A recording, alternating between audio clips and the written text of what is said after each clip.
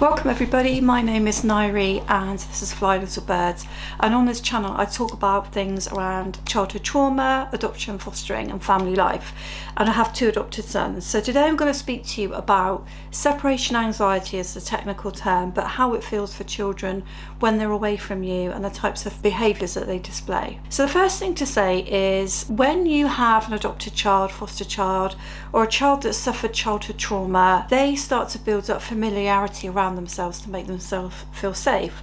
So basically their home is their little castle, and what we found with the boys is they want to know what's in the cupboards, make sure all the food is there, and if anything changes around what we have in the shopping, they notice it.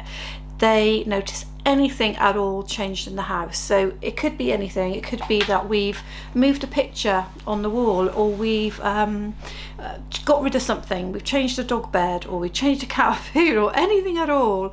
They will notice the tiniest, smallest details, and that's because they feel safe at home and they feel safe with familiarity. Another thing that they really rate is our dog, our pet dog. Now we have the most placid pet dog, and I'm going to tell you a little story about the dog in a minute. The most placid pet Labrador. Well, it used to be, the boys have kind of trained him to rush outside the back door and check the garden perimeters. So he's got a little bit more growly lately, but they love that, the fact that he is there to protect them, and they always feel safe when the dog is around, and they will ask to take him to places to do things when actually it's completely inconvenient, but he makes them feel safe. And the other thing, of course, is us. This, the key thing is the attachment around us. And even if you've not had a child for very long, if there's any amount of attachment at all, then it could be very tentative. You may find the child is following you around really, really closely and wanting to be right next to you. That shows there's some attachment but high anxiety around losing you. Any little bit of attachment, then you in the home make them feel safe. And so you can see where I'm going with this, I hope. So let me tell you the story about the dog. Now our dog, as I say, is very easygoing, but we've noticed a few things creeping in. We've just had the summer holidays, the boys have gone back to school, and I spend a lot of time upstairs or out here doing work. My husband goes off out in the garden and does things. The other morning I was upstairs and I heard this horrendous howling noise, and my husband had mentioned this before about the dog, that he starts howling, and we thought maybe he's ill, maybe there's something not right. No, it is not that. As soon as I called down to him and told him that I was upstairs, he stopped and he looked up the stairs and the whole thing stopped. And so what we've realised is that he is really missing the boys, first of all, because they've gone back to school, and he's missing someone being around, and he's feeling that kind of despair. And this is where I want to draw the parallel to you, is that the dog did not realise I was upstairs. He thought I was gone. Children, when they're away from you, especially younger children, but any child that's gone through childhood trauma, which a lot of adopted and foster children have, they feel that feeling of desperation when you're not there, however kind of tentative that attachment is. And so I'm sure you can understand that when they then have to go out of the house without you into different environments, then they really struggle with that separation anxiety. And for some of you that's going to mean school, for others it might mean nursery, it may mean community groups and doing things that are not in the home. Maybe you're there but it's a little bit more difficult for them, and it may be their friend's house, or it could be anywhere, it could be anything, but it's going to cause them separation anxiety. So I've talked about a few of these ideas before on my channel. I'm just going kind of down the route of what I notice the boys need and how we've played it with them, being that they're teenagers now, and we've had them from 2 and 3 as foster boys and then adopted them as, you know, when they were 7 and 8. This is kind of what I've found with them. As far as at home is concerned, I think it is important that you allow them to build up routines that are familiar to them, and that you allow them physical objects that they really appreciate. Now with our boys, they've had attachment toys, believe it or not, from the minute they came in as foster children. They still have them. The older one has now put this donkey teddy thing in his memory box, but the young one still carries that attachment toy around with him, and he's 13 years old, everywhere. that toy goes.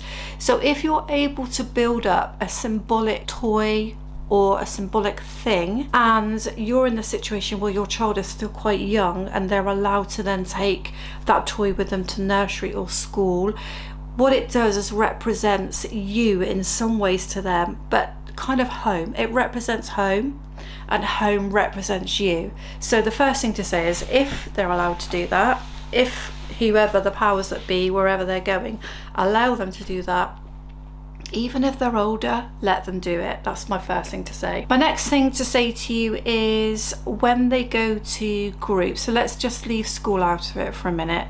When they go to groups and do different clubs and things like that, I think to start with, what you really need to do is, if you can be there with them, great.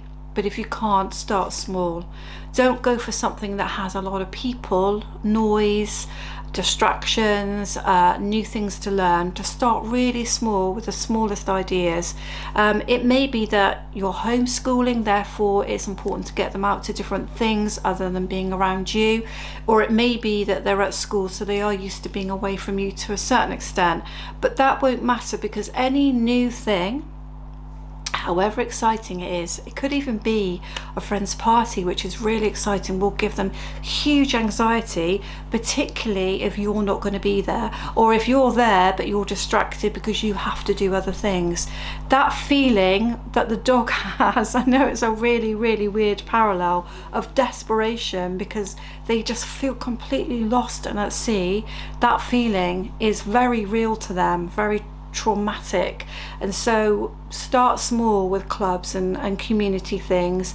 And here comes the key to it all, really, and this is what I would say about school as well when you're working with schools, is what means the most to a child is, if they cannot have you, they need to start making an attachment with somebody else. Now it's great if they start making friends, but that's not the same thing. Most children that have suffered childhood trauma, if they cannot have you, want a familiar adult that they can trust and someone that they can go to. So in a school where children are younger, hopefully there will be a classroom assistant or somewhere that they can go. Now this may not be the case when they're older. I'll be honest, my boys have really struggled with moving on to a school, the older school, because it's very much a case of everybody for themselves and there's not necessarily extra support in the classroom. But if your child is younger and there is support there, some sort of pastoral support, a learning assistant, a teaching assistant, somewhere they can go, this is where it's going to make a massive difference to them if they can build up that relationship with somebody. If your child is at the point where they have additional needs and they are further behind, you have something written for them, some sort of plan, or in this country you've actually been able to go for an EHCP, and I strongly recommend that you try to go for one of those if your child is over 2 years behind and they are really struggling with school. You will be put off trying to get things in place because there are limited resources in the UK. I don't know what it would be like where you are in your country, but there are limited resources. But try your hardest to get whatever you can written down in paper form, so that when your child is struggling, you can say to the people that are in charge, what my child really needs is someone they can be alongside, someone they can go to, someone that when they go to school they know that person will be around for them, or one or two people will be around for them, that when they feel that level of huge anxiety because they can't do the work, they've fallen out with a friend, you are not there around lunchtime, you are not there to guide them through the choices for school dinners or whatever it might be, or the day just feels long, or they didn't sleep very well last night because they had nightmares, they need someone to go to, and this person becomes their other attachment figure. They start to build up that relationship with that person.